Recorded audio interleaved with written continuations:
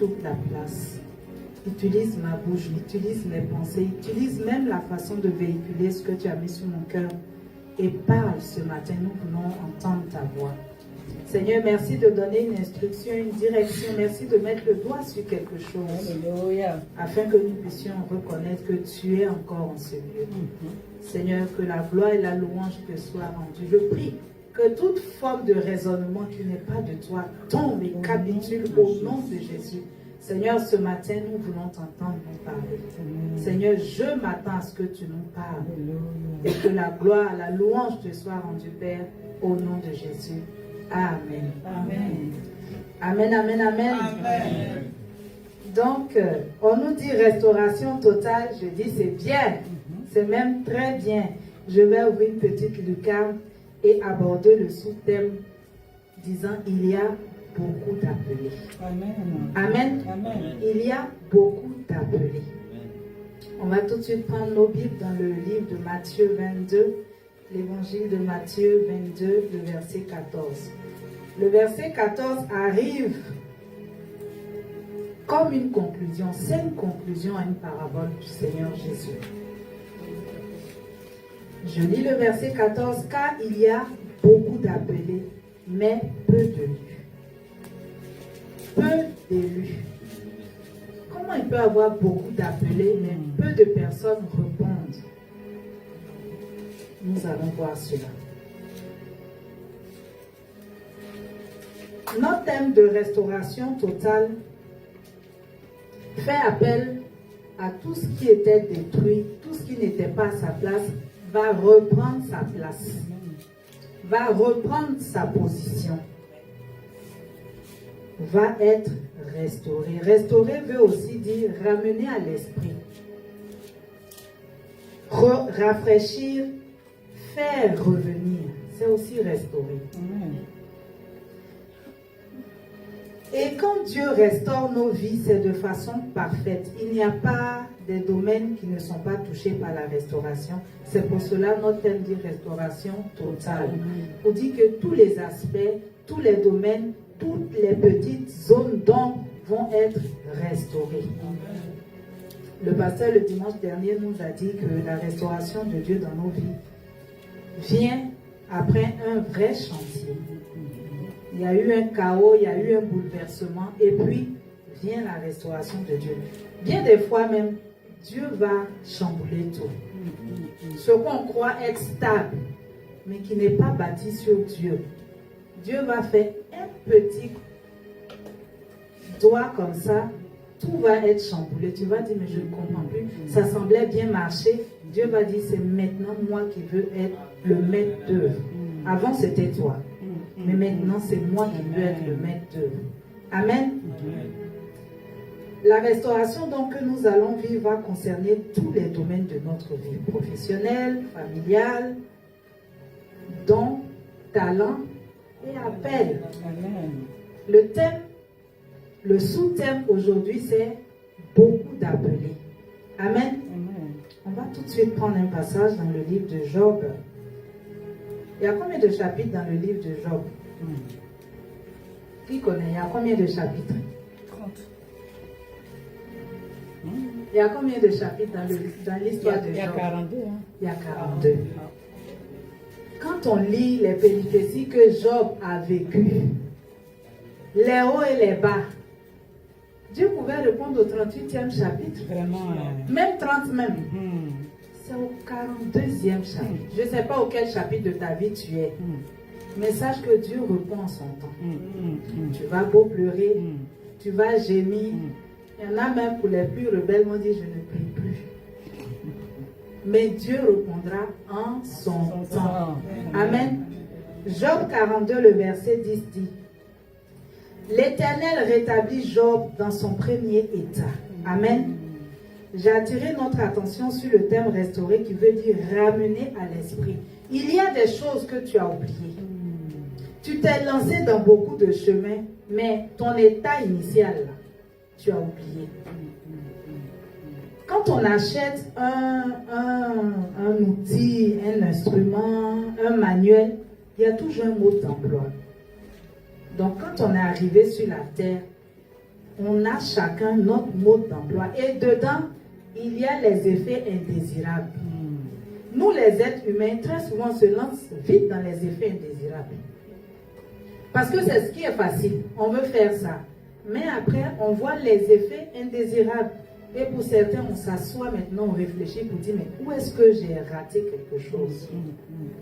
Si tu n'es pas encore rentré dans les effets indésirables, pardon, il ne faut pas rentrer. Il ne faut pas rentrer. Job 42, 10 nous dit, l'Éternel rétablit Job dans son premier état. À quel moment? Quand Job eut prié pour ses amis, et l'Éternel lui accorda le double de tout ce qu'il avait possédé. Amen. Amen. Actuellement, tu as des choses et tu penses que tu es arrivé. Ce n'est rien. Amen. Ce n'est rien. On dit Job, déjà, quand on lit au chapitre 1, il était très riche. Il était considéré, il avait une position considérable. Mais là, on nous dit, il a eu le double. Le double. À quel moment? Quand il a prié pour ses amis. Job avait une habitude. Il priait beaucoup pour ses enfants. Il priait beaucoup pour sa famille. Mais Dieu avait un plan. Job va plus loin. Job diversifie tes sujets de prière. Il n'y a pas que toi, il n'y a pas que ta famille. Job va plus loin. Peut-être que c'est pas écrit, mais peut-être que Dieu lui a dit. Job s'est résolu à prier que pour ses enfants. On nous dit, quand ses enfants allaient faire la fête, Job prenait un taureau, il allait sacrifier. Il dit peut-être que les enfants ont mal parlé, se sont mal comportés. C'est bien. C'est bien. Mais Dieu voulait que Job aille plus loin. Il y a eu des situations, un chaos dans sa vie qui ont fait que Job a été maintenant sensible à la voix de Dieu. Souvent, tout ce qu'on a là, ça devient des bouchons et des œillets sur nos yeux. Des fois, Dieu est obligé, à force d'interpellation, de chambouler tout. Il envoie un petit chamboule tout dans nos vies. À ce moment-là, tout le monde s'assoit et tout le monde réfléchit. Amen. Job a passé beaucoup de temps à prier et Dieu voulait qu'il aille plus loin, qu'il élargisse son champ de prière.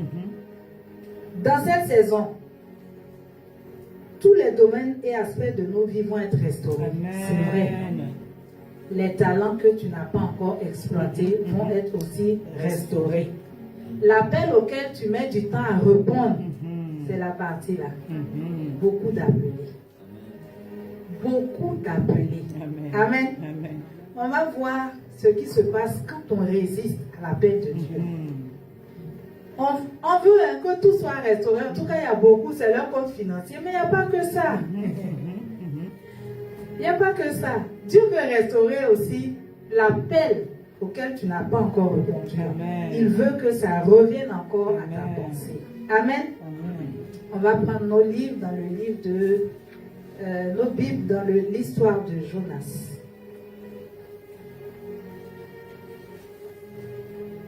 Je retrouve...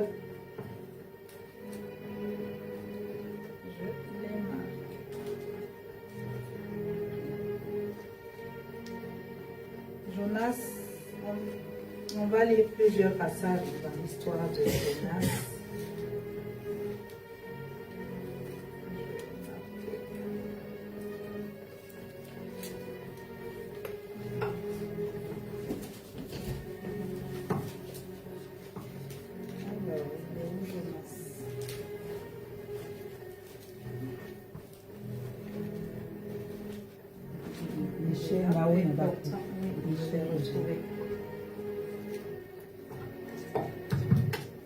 Merci. Donc, on va lire un passage. Jonas 3, versets 2 à 3. Qui connaît un peu l'histoire de Jonas? Amen. Je suis sûre que quand on va avancer, beaucoup de Jonas vont se reconnaître ici. Je disais, bien-aimé, dimanche dernier, je dis, tu sais, je m'appelle aussi Jonas. Il me regarde, me dit, mais c'est un prénom de garçon. Je dis oui. Mais je m'appelais aussi Jonas. Parce que j'ai fait pareil que Jonas. Alors, Jonas a été envoyé en mission. Mais lui, il a décidé de faire autre chose. De ne pas faire attention à la mission qui lui a été confiée. Jonas 3, le verset 2. On va même lire le verset, chapitre 1, le verset 2. C'est Dieu qui parle à Jonas. Lève-toi, va à Ninive, la grande ville, et crie contre elle, car sa méchanceté est montée jusqu'à moi. Verset 3. Et Jonas se leva pour s'enfuir à Tarsis. Ninive et puis Tarsis. Il y a quelque chose qui ne va pas. On devait lire, et Jonas se leva pour aller à Ninive. Mais on nous dit Jonas se leva pour s'enfuir à Tarsis. On veut que Dieu restaure tout dans notre vie. Il faut aussi qu'on revoie l'appel que Dieu nous a assigné. Il y en a qui vont dire, ah, moi je ne sais pas prêcher. Moi, je ne sais pas faire ceci, moi je ne sais pas faire cela. Et tant que tu vas rester à donner des arguments comme ça à Dieu, tu vas vivre aussi la vie de Jonas. Il y a des situations que tu vis actuellement parce que tu refuses de faire ce que Dieu te dit de faire. Amen. Il y a des difficultés que tu connais parce que tu refuses. Jonas s'est enfui. Il a commencé à avoir des difficultés là-bas. Ceux qui étaient avec lui ont dit, chacun doit prier son Dieu. Lui-même, Jonas s'est dit, ne vous fatiguez même pas, c'est à cause de moi. Ton entêtement ne va pas bloquer que toi. Ça va bloquer des personnes autour de toi. Parce que simplement, tu es une porte. Tu es une digue. Tant que la digue là n'est pas levée, l'eau ne va pas couler. Les gens sont dans la vallée là-bas, oh, il faut qu'on jeûne, il faut qu'on prie, il y a la sécheresse. C'est pas la sécheresse, c'est toi. Tu refuses de faire ce que Dieu t'a assigné de faire. Tout le monde, il y a beaucoup d'appelés. Tout le monde a un appel.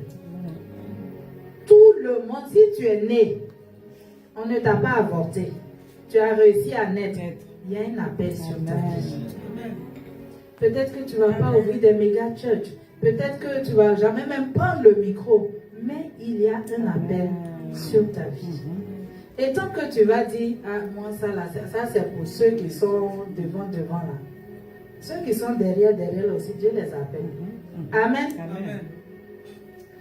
Jonas a eu des difficultés.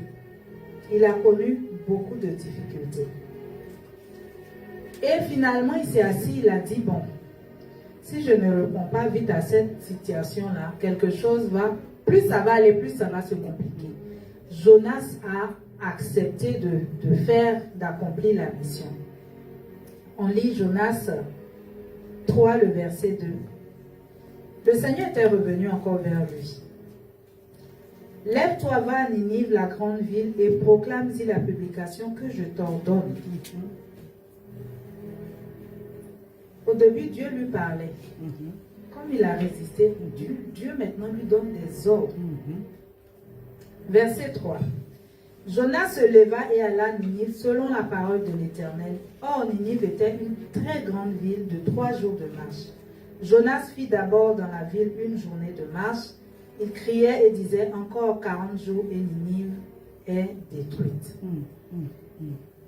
Là, il a accompli sa mission et on nous dit, toute la ville a commencé à se repentir. Au point où même le roi a eu l'information. Le roi même a pris le sac et la cendre aussi. Toute la ville s'est repentie. Notre posture, bien des fois, va enfermer certaines personnes. Pourtant, Dieu veut que tout le monde soit sauvé et parvienne à la connaissance de Christ. Il y a un certain type de personnes que c'est toi qui pourras les atteindre. À l'époque de Jonas, il y avait plusieurs prophètes. Pourquoi expressément c'était Jonas? Les choix de Dieu. Dieu n'est pas obligé de nous expliquer de long en large pourquoi est-ce que c'est comme ça, mais il choisit parce qu'il sait le potentiel qu'il a déposé en chacun de nous. Amen. Amen. Imaginons Joseph d'Arimathée. Il était appelé aussi. Il était disciple de Jésus, mais on n'a jamais pu se promener avec Jésus. Le jour crucial, qui sait si ce n'est pas pour un jour comme ça que toi tu es parvenu à la connaissance de Christ des années auparavant. Quand Jésus est mort là, tous ses disciples se sont cherchés. Il a fallu du courage. Et puis il a fallu un certain niveau. Dans la société, il avait une posture. Il pouvait se permettre d'entrer pour dire, moi je veux le corps de Jésus. Souvent on prie, c'est bien. Mais comme on dit là, l'argent c'est un pouvoir. Prier c'est bien, mais ça ne suffit pas des fois. Pour faire certaines choses, il faut de l'argent. Il faut de l'argent. Moi je ne suis pas en train de prêcher pour la prospérité. Mais l'or et l'argent appartiennent à Dieu. Amen. Amen. L'or et l'argent. Il y a des choses qu'on ne peut pas faire juste avec le parler en langue. Il faut de l'argent. Et parce que Joseph avait une certaine position, il pouvait avoir accès. Est-ce que toi et moi, on sait même où on passe pour demander audience? Dans certains milieux, on ne sait pas. Mais il y en a qui sont assis là, qui ont ce potentiel-là, qui ont ce pouvoir-là. Amen. Donc, Jonas a évangélisé, toute la ville s'est répandue. Verset 10, toujours Jonas 3, verset 10. Dieu vit qu'ils agissaient ainsi et qu'ils revenaient de leur mauvaise voie. Alors Dieu se repentit du mal qu'ils avaient résolu de faire et il ne le fit pas. Amen.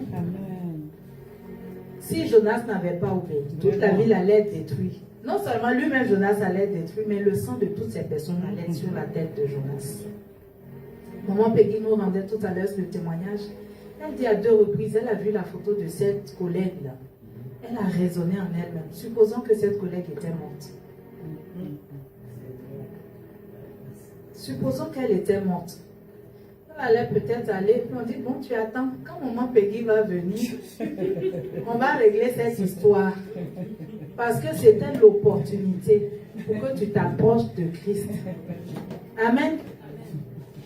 Tous, nous sommes appelés. Tous, nous sommes appelés. On veut que Dieu restaure. Dieu va restaurer aussi. Il va rappeler aussi à ta mémoire ce que tu dois faire pour gagner un certain type d'âme, un certain type de poisson. Amen. On continue. On a vu l'histoire de Jonas. On va lire un autre passage dans Éphésiens. Éphésiens 4. Le verset 11 à 12. Je lis la parole. Et il a donné les uns comme apôtres, les autres comme prophètes, les autres comme évangélistes, les autres comme pasteurs et docteurs, pour le perfectionnement des saints, en vue de l'œuvre du ministère et de l'édification du corps de Christ. Amen. Amen. Toi, tu dis, tu ne sais pas prêcher. Ok. On nous dit, il a donné les autres comme apôtres, comme prophètes, comme évangélistes, comme pasteurs et docteurs. Tu ne vas pas me dire que dans les 5 là, toi, il n'y a pas un que tu sais faire. Ce n'est pas possible. Ce n'est pas possible. Comme je dis là, il y a beaucoup de Jonas qui sont assis là. Il y a beaucoup, ils vont se reconnaître. Il y a beaucoup de Jonas qui sont assis là. Amen. Ou bien parce qu'ils ont observé un modèle qui ne leur a pas plu. Ils se disent, ah, moi ça là, je ne veux pas. Chacun répondra des actions qu'il aura posées ou n'aura pas posées. On ne va pas te dire, ah, comme tu as vu ce modèle, ça ne te plaît pas, donc bon, on t'excuse. Parce qu'au travers de toi, il y a un certain type de personnes qui doivent venir à Christ. Il y a beaucoup d'appelés.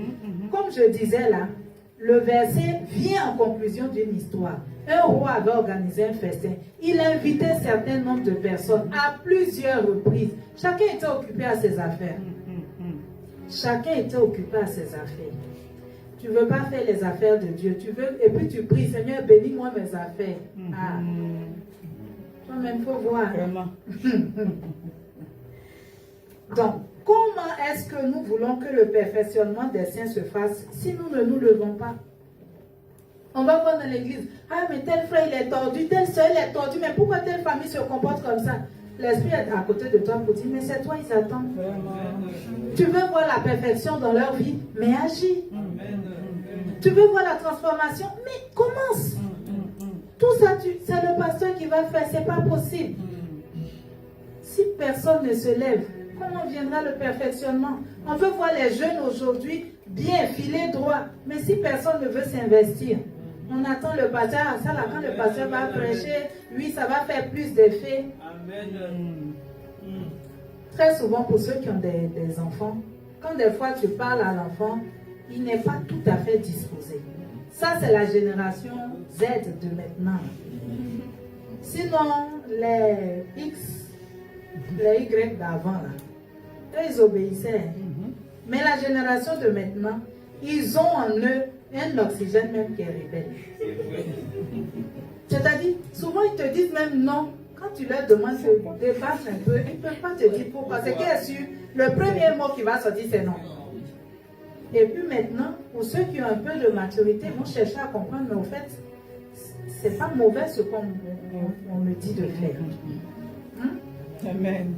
Comment est-ce que l'édification du corps de Christ va se faire si tu préfères attendre? Tu attends. Moi-même, j'attends les prières de lundi, là, comme ça, quand le pasteur... Dieu est en train de te dire, toi-même déjà dans ta maison, commence. Commence une cellule de prière. Commence une cellule de prière. Les songes, comme le pasteur nous le disait tout à l'heure, les songes et les visions viennent confirmer ce que Dieu t'a déjà donné. Si tu n'es pas en train de faire pour que tes enfants voient, ils ne vont pas regarder celui des autres. Mais quand tu commences à t'impliquer, tu commences à investir dans la vie de tes enfants, ça va porter du fruit. Vous avez vu des graines qu'on met en terre qui ne germent jamais. Il suffit qu'il pleuve, ça va germer. Mais il faut bien mettre les graines en terre. Et puis quelqu'un d'autre va venir arroser. Et puis ça va porter du fruit. Amen. Il y a beaucoup d'appelés. Le Seigneur pose cette question-là. Qui enverrai-je et qui marchera devant nous? Dieu a beaucoup d'appelés comme ça et puis il se pose la question, tiens, je vais envoyer qui? C'est fort. Hein? Moi je suis où? Toi tu es où? Le nombre de pasteurs qu'on a sur la terre, Dieu dit c'est pas suffisant. Parce que tout le monde est appelé. Tout le monde est appelé. Il va être porté à s'occuper des orphelins. Quelqu'un va avoir un appel pour prendre soin des veuves. Un pasteur peut faire tout ça là. Quelqu'un, lui, il va, ceux qui ont la vie cassée dans tous les sens, il saura comment les remotiver. Ça, ce sont des appels. Tout ça, ce sont des appels. Dieu dit, Isaïe 6:8, qui enverrai-je et qui marchera devant nous? Certains vont dire, moi je ne vois pas trop comment faire ça. Hein. Ah, moi je ne sais même pas par où commencer. Mais sache, toi qui te dis, toutes ces choses-là, ce sont des prétextes. Sache que tout ce que tu as fait jusqu'à maintenant, tout ce que tu as appris, tout ce que tu sais faire, ce sont des moyens que Dieu a mis en place pour te maintenir. Il ne faut pas qu'il y ait des sorties de route. Amen. C'est pour ça. Amen. Il y a des gens, même, ils ont fait des formations, ils disent, moi-même, je ne sais même pas pourquoi j'ai fait ce diplôme-là, parce que ça ne me sert pas. Ça sert. C'est pour te maintenir, il ne faut pas faire des sorties de route, te retrouver quelque part là-bas. Dieu dit, je vais maintenir comme ça en attendant que tu répondes à l'appel. Amen. Amen. Amen. Si tu ne sais pas comment faire, il y a des modèles. L'école de Dieu, là, il n'y a pas d'université de Dieu. L'école de Dieu, c'est le terrain. Amen. L'université, la fac, la grande école de Dieu, c'est le terrain. Amen. Sur le terrain, là, tu vois comment les autres font. Amen. Amen. Dieu merci, si on a un pasteur auprès de qui on peut apprendre.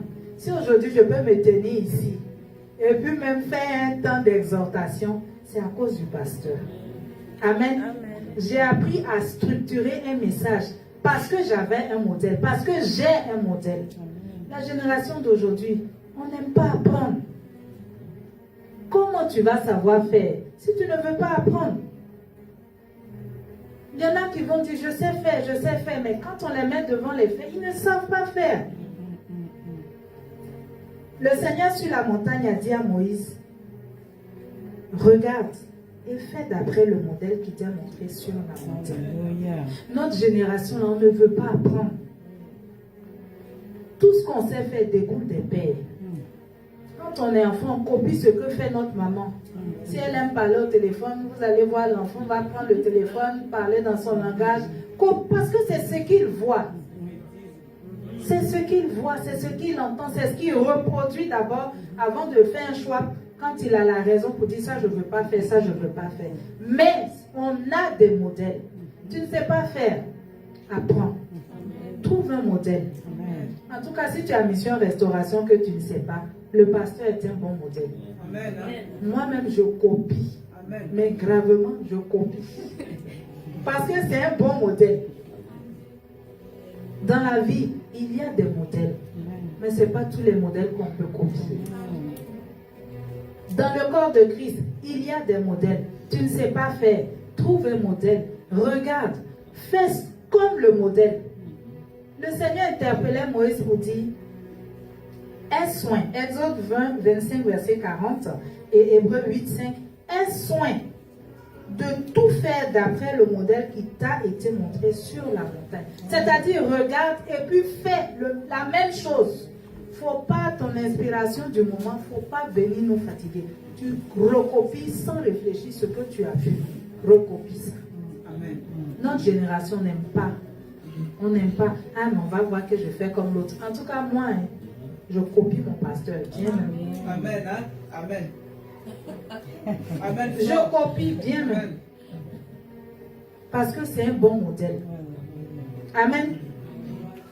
Ce sont les pères dans la foi qui nous diront quoi faire. Dans le corps de Christ, il n'y a pas de genre, mais on a des mamans spirituelles. Amen. C'est pour ça que j'ai pris le thème père spirituel. Mais il y a des mamans spirituelles. Il y a dans l'église des mamans qui sont là, qui apprennent à une jeune fille comment être, comment devenir femme. Peut-être que quelqu'un le sait. S'il y a un mode d'emploi pour devenir maman ici, dites-moi. Il y en a qui se retrouvent maman du jour au lendemain parce qu'il y a des choses qu'elles n'ont pas su. C'est sur le tas. De la même façon, on apprend à être maman, on apprend aussi à être un papa. Mais s'il n'y a pas de modèle dans le corps de Christ, s'il n'y a pas d'exemple, les jeunes copient quoi? Les pantalons qui arrivent en dessous des fesses, les oreilles percées, le nez percé. Il y en a même si on met l'eau, ça passe partout parce que tout est percé. Il y a des piercings partout. Copions de bons modèles. Il y en a qui vont dire, mais moi la Bible là, non, je ne maîtrise pas trop. Mais ta vie, ta propre vie est un témoignage. Il y a beaucoup de personnes, parce qu'ils ont vécu telle ou telle situation, aujourd'hui, ils peuvent donner des conseils. Amen. Parce qu'ils sont passés par des chemins, rien que ça. Rien que ça. Des jeunes vont dire, mais si celui-là, il est passé par ça là, et puis il peut s'arrêter là comme ça, c'est que moi aussi Dieu peut faire. Il n'a pas cité de verset. Amen. Oui, on peut acclamer, c'est Dieu qui le fait. Et pour ça, j'étais en train de dire, allez, moi les versets, je connais pas, mais ta vie, par où tu es passé là. N'ayons pas honte de nos expériences, de nos échecs. Et puis même l'échec, comme le disait un homme de Dieu, l'échec, c'est pas quand j'ai tenté ça, ça n'a pas marché. C'est pas ça l'échec. L'échec, c'est quand on a décidé de ne plus essayer. Tu peux essayer 5 fois, 10 fois. Ceux qui étaient tous les mois, on a une veillée en début de mois. Ceux qui étaient là avec nous en début de ce mois, je leur disais, je dis, c'est vrai aujourd'hui, je conduis, mais ça n'a pas été quelque chose qui s'est fait comme ça. J'ai essayé, j'ai encore essayé, j'ai encore essayé, j'ai réessayé. Et je disais, les combats que tu ne veux pas mener en tant que parent, tu laisses cela à tes enfants. C'est ça. Tu passes le relais à tes enfants. Et comme on sait que plus ça va, plus c'est dur, ça sera encore plus dur pour eux. Moi, je savais cette vérité-là. Je me suis dit, peu importe le nombre d'années, je vais y aller, je vais atteindre mon objectif. Amen. Donc, il ne faut pas dire, moi, je ne suis pas pasteur, je ne sais pas prêcher. Ta vie, ta propre vie, les dégâts que tu as fait quand tu as commencé à être ado, là, les joints que tu as commencé en cachette à fumer, et puis aujourd'hui, tu es sorti de là. Les films indélicats que tu as commencé à regarder, qui t'ont entraîné de fil en aiguille à autre chose. Et puis aujourd'hui, tu es devenu un papa, tu es devenu une maman. Ton enfant ne sait pas ça. Mais à force de parler, quand tu vas voir ces actions-là, un ancien voleur, il sait comment les gens, quand ils marchent d'une certaine façon, ils disent, toi, je te vois venir. Je te vois venir. Donc, prêchons à nos enfants. Souvent, il faut faire comprendre à nos enfants que ce qu'ils sont en train de vivre là, nous-mêmes on a vécu ça. On n'était pas des saints, on n'est pas quitté au ciel pour tomber sur la terre. On est passé aussi par des chemins. Donc, souvent les enfants, surtout dans cette génération, ils aiment savoir le pourquoi avant d'adhérer. Souvent aussi, prenons le temps de l'expliquer. Si tu vois que je semble être dur, c'est parce que voilà ce que moi-même j'ai vécu. Ce n'est pas humiliant. Ce n'est pas humiliant. Il y a, la Bible dit, ces choses leur sont arrivées pour nous servir d'exemple. Pour servir d'exemple à toi, tes enfants. Amen. Tu as connu des déboires et des situations pas réjouissantes. Aujourd'hui, ça doit te servir pour mettre des petits stops à tes enfants. Amen. Tous, nous sommes appelés à faire quelque chose dans la maison de Dieu. Amen. Nous sommes tous appelés à quelque chose. Nous sommes tous appelés à quelque chose. Amen. Amen. Amen. Il y a une situation aussi, pour ceux qui vont répondre à l'appel, souvent, il peut y avoir un frein. Quand tu commences à bien, ça marche bien dans tes affaires. Et puis, Seigneur, rappelle à ta mémoire, je te voulais pour quelque chose. Ah, Seigneur, attends, c'est maintenant même j'ai beaucoup de clients. Mon carnet de commandes est plein. Moïse a fait 40 ans à perdre les brebis de son beau-père Jéthro. Donc, il savait tous les endroits où on pouvait mener les brebis manger, avoir de l'eau. Il était dans le désert. Tout ça, il connaissait. 40 ans après, Dieu dit, bon, Moïse, c'est maintenant. Il pouvait dire, ah, Seigneur, non. Là, je maîtrise tous les secteurs. Mais à l'époque, il n'y avait pas d'entreprise. Donc, ça, c'était un bon business. 40 ans dans un business. Ceux qui investissent en bourse, là, 40 ans d'investissement, tu es lourd, hein? Vraiment, hein? Quand tu vaux ton pesant d'or. Mais c'est à ce moment-là que Dieu dit, c'est maintenant je te veux. Je te veux pour conduire mon peuple. Moïse pouvait dire, mais entre les brebis et le peuple, quel est le rapport? Mais la façon dont, pour ceux qui ont déjà vu un troupeau de brebis, quand une brebis va comme ça, tout le monde la suit. Ils ne réfléchissent pas, c'est un bon chemin. Tout le monde suit. Mais si pendant qu'il était en train de paître les brebis, rien ne s'est perdu. Il a su mettre les garde-fous à temps. Il a eu de la patience. Quand il y a un troupeau là, qu'il y a les petits dedans, des fois ils sont obligés de porter les petits pour aller vite, pour ne pas que les petits s'épuisent dans la marche. Donc tout ça a suscité, a développé en lui des aptitudes. Amen. Beaucoup sont appelés. Je dis, hein, tout ce que tu as fait jusqu'à maintenant, là, ça te maintenait au chaud. Si pour toi-même, là, tu es un poisson déjà que l'évangile a attrapé, tu es encore dans l'eau, tu penses que tu es libre. Tu es un prédicateur. Amen. Amen. Alléluia. Donc ça, c'était le cas de Moïse. Le cas de Pierre. Pierre pêche, pêche, pêche. Il n'y a même pas de poisson. Et puis, un jour, le Seigneur lui dit, mets ici ton filet. On dit, il y a tellement de poissons que Pierre même dit, mais il n'y avait pas de mot. Quand il descend, Dieu dit maintenant, viens, je te veux à ma suite.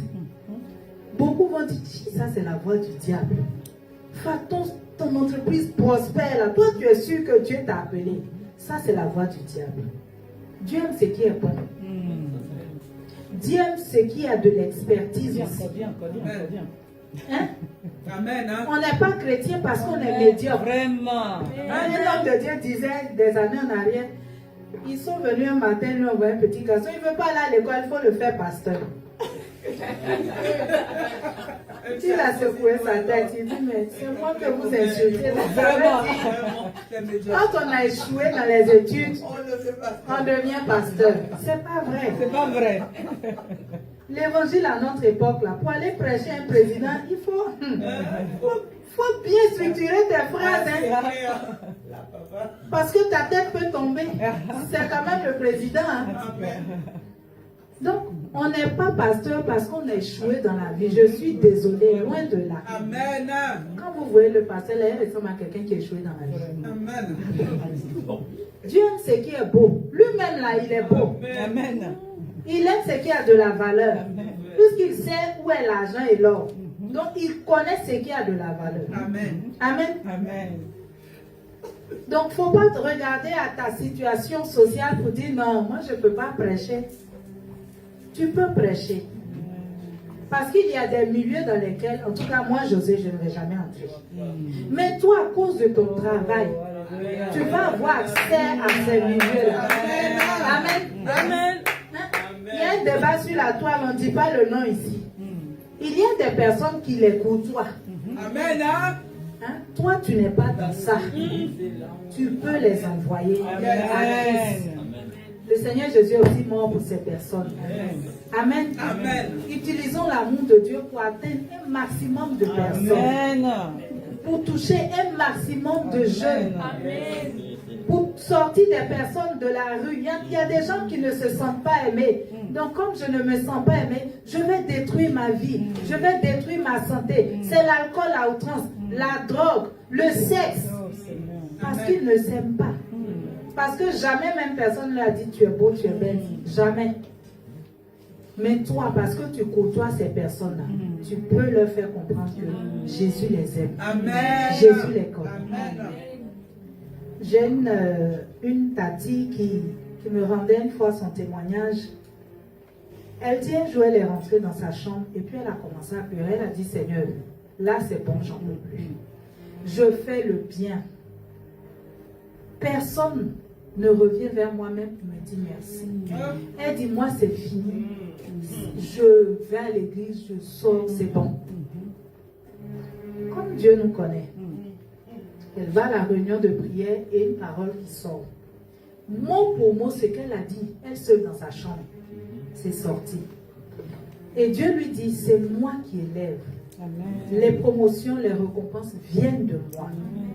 Toutes les personnes qui viennent vers toi pour demander un conseil, pour demander une aide, c'est moi qui les envoie vers toi. Elle dit, elle est tombée, elle a dit, non, c'est pas vrai. Donc, Seigneur, quand j'étais dans la chambre, tu me voyais, tu m'entendais, oui. Nous sommes tous appelés. Tous appelés. Tu vas regarder, si tu veux, sonde. Ce n'est pas vers toutes les personnes qu'on va demander de l'aide. Chacun a un appel particulier. Il y a des personnes qui vont dire, mais moi-même, j'ai mes situations à gérer. Et puis, telle personne vient m'expliquer son problème, telle autre. Parce que tu as cet appel-là sur ta vie. Peut-être que toi-même, tu t'ignores. Mais Dieu va envoyer des personnes vers toi. Le type de personnes qui viennent vers toi détermine le type d'appel que tu as. Amen. Il y a beaucoup d'appelés. Il y a beaucoup d'appelés. Amen. Amen. Notre succès va entraîner plusieurs. Notre échec aussi va éteindre plusieurs, malheureusement. Donc, nous n'avons pas le droit d'échouer. Nous n'avons pas le droit d'échouer. Ce qu'on fait là, on doit le faire bien. Peut-être c'est du pain tu vends. Sois le meilleur vendeur de pain de ta vie. Amen. Peut-être que je ne sais pas, tu nettoies des véhicules. Sois le meilleur. Amen. Dieu aime ce qui sort du lot. Peut-être qu'au niveau du travail, sois le meilleur. Quand on va parler des bons salariés, là, sois le meilleur. Amen. Le pasteur nous disait tout à l'heure ici, j'ai aussi besoin des Hur et des Aaron auprès de moi. Dans ton entreprise, là, le patron cherche un bon manager. Il cherche quelqu'un qui va le seconder valablement. Mais si toi tu viens en retard, ou bien le travail qu'on dit de faire, tu fais à moitié. En tout cas, quand ils vont chercher les bons managers, on ne va pas penser à toi. Mais quand tu prends de l'initiative, tu es au devant, tu fais le travail et même plus. Je vous assure, ça, c'est pas affaire de parler en langue. Quand on va chercher un manager, on va dire, ah, telle personne, on peut compter sur elle. On peut s'appuyer sur elle. Dans les entreprises, ce n'est pas toutes les promotions qu'on fait avec test. Et puis, non. Des fois, tes aptitudes, ta façon d'être, ta façon de gérer ce qu'on te confie, détermine qu'on peut te faire confiance. Alors, réussissons. Il y a des gens, leur restauration dans cette saison-là va commencer par un apprentissage. Peut-être tu vas recommencer même à apprendre des choses. Mais ce n'est pas là que va commencer ta restauration. Amen. On est dans la saison de la restauration. Quand Dieu est en train de restaurer, il restaure d'abord nos finances. Amen. Ce n'est pas parce qu'il a commencé à restaurer tes finances qu'on va plus te voir à l'église. Ce n'est pas pour ça. Ce n'est pas pour ça Dieu restaure tes finances. Parce qu'il sait que son œuvre ne peut pas aller de l'avant sans finances. Ce n'est pas possible. Rien que les prospectus, quand on veut évangéliser, ce n'est pas gratuit. On n'arrive pas devant l'imprimeur pour dire ribaba, ribobo, puis 500 affiches sortent. Jamais. Il faut payer. Il faut payer. Si Dieu ne bénit pas tes finances, on paye comment? Vraiment. Maintenant, si toi aussi on ne te voit pas à l'église, on paye comment? Amen. Réussissons. Réussissons. Il y en a qui vont dire, mais si tout ça là je fais là, comment je fais face à mes besoins? Dieu n'a pas dit de ramener votre salaire ici. Comprenons bien l'évangile. Il a dit 10%. Donc ça veut dire que tu as 90%. Maintenant, si tu es généreux, tu veux payer 20%, ça c'est toi qui vois. Mais déjà dans les 10 là, sois fidèle. Amen. Amen. On va lire un passage. Luc 22, le verset 35.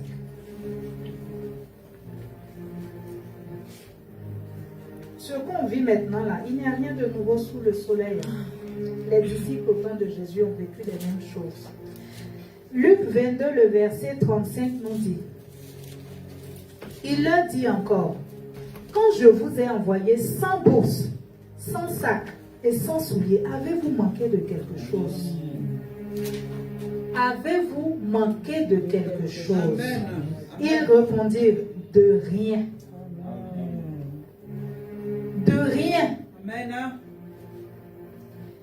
Quand on dit de rien, là, il y en a qui disent, ok, donc je ne vais jamais connaître la faim, je ne vais... Non, hein. Même si tu passes par un temps de faim, ce n'est pas pour longtemps. C'est un moment. Amen. C'est un moment. Ils ont dit, mais Seigneur, si on s'investit comme ça, là, on va manquer de ceci. Dieu dit, quand il n'y avait même pas bourse, Il n'y avait pas sac. Il n'y avait pas vêtements de réchange. Il n'y avait rien. Est-ce que vous avez manqué d'un endroit pour dormir? Non. Est-ce que vous avez manqué qu'on vous reçoive quelque part? Non. Donc si je peux faire ces choses-là sans argent, sans rien, quand vous serez en train de faire ce que moi j'attends, rien ne va vous manquer non plus. Rien ne va vous manquer. On veut que Dieu nous restaure. Nous ne devons manquer. On ne doit pas manquer les occasions d'attirer le regard de Dieu vers nous. C'est en faisant ce que Dieu attend de nous. À quoi est-ce que Dieu t'appelle? Il y en a, ils connaissent très bien. J'ai dit les Jonas là. Ceux qui suivent aussi. Les Jonas. Ils savent très bien ce à quoi Dieu les appelle. Il y en a peut-être qui ont un doute parce qu'ils veulent faire tout. Non, non, non. Commence par un déjà. Et sois fidèle dans ce un.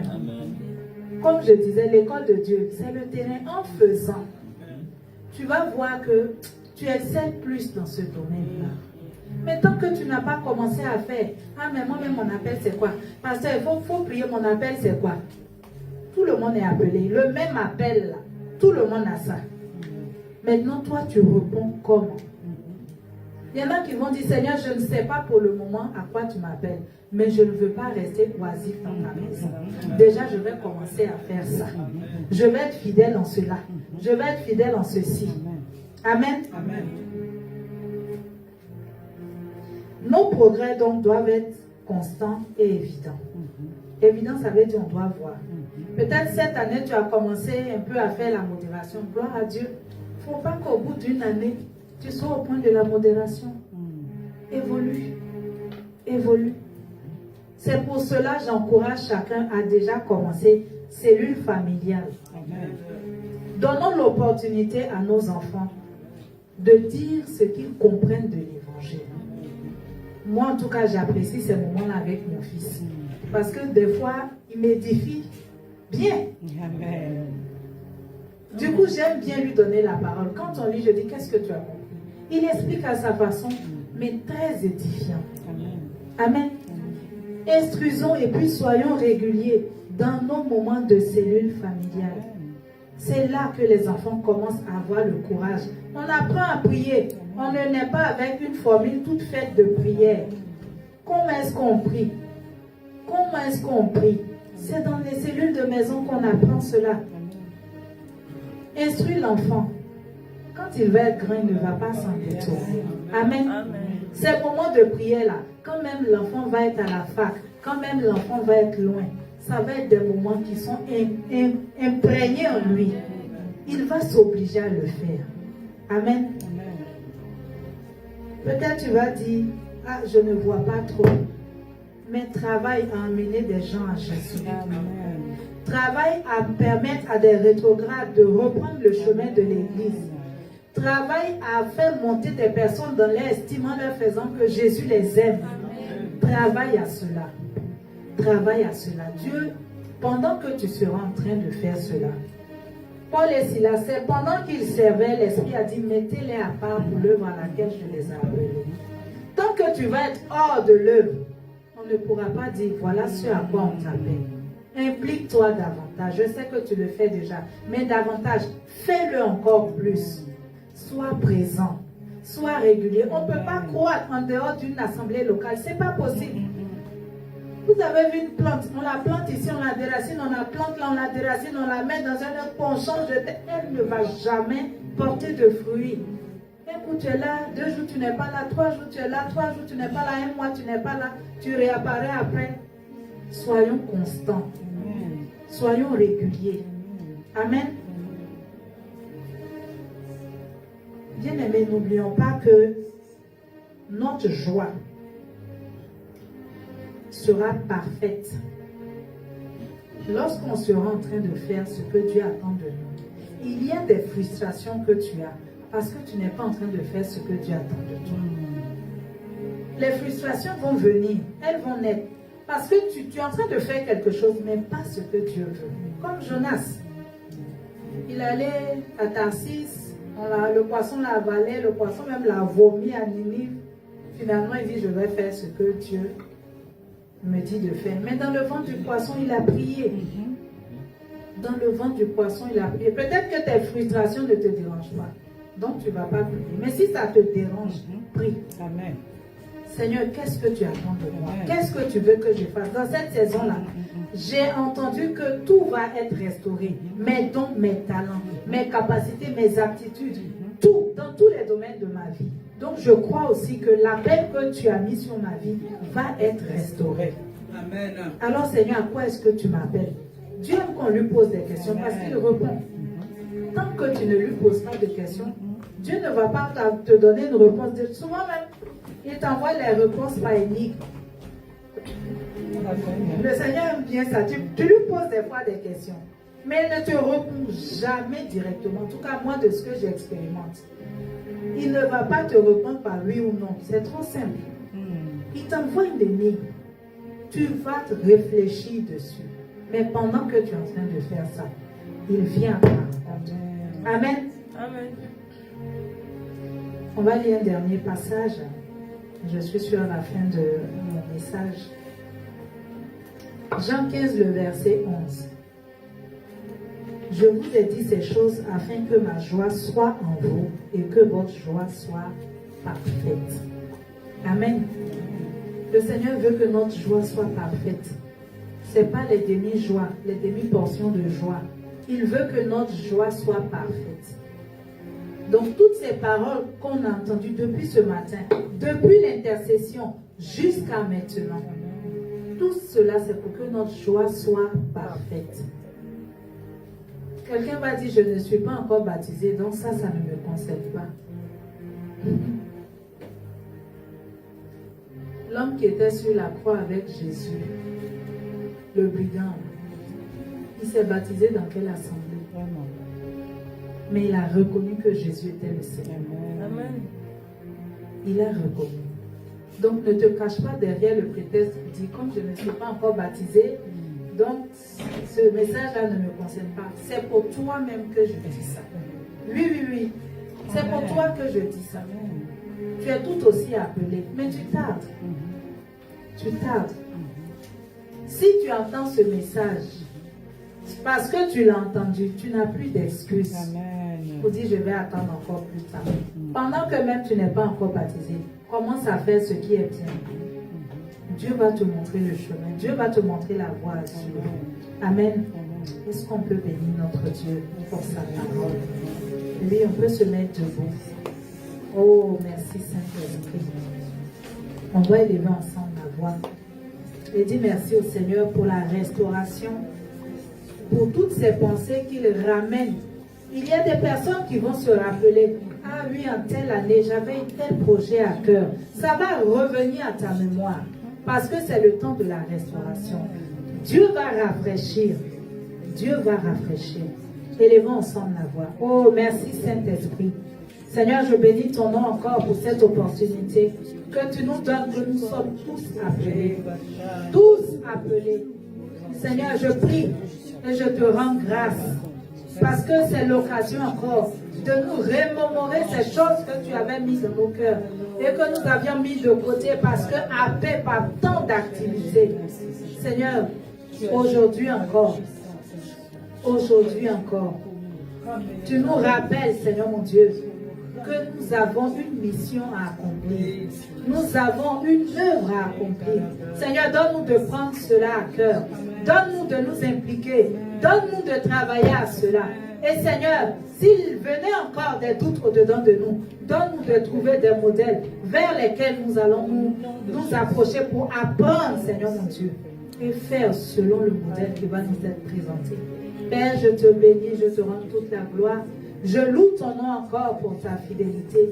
Je lève ton nom parce que tu es fidèle à ta parole. Père, je te bénis au nom de Jésus. Amen. Amen. Oui, nous pouvons acclamer notre Dieu.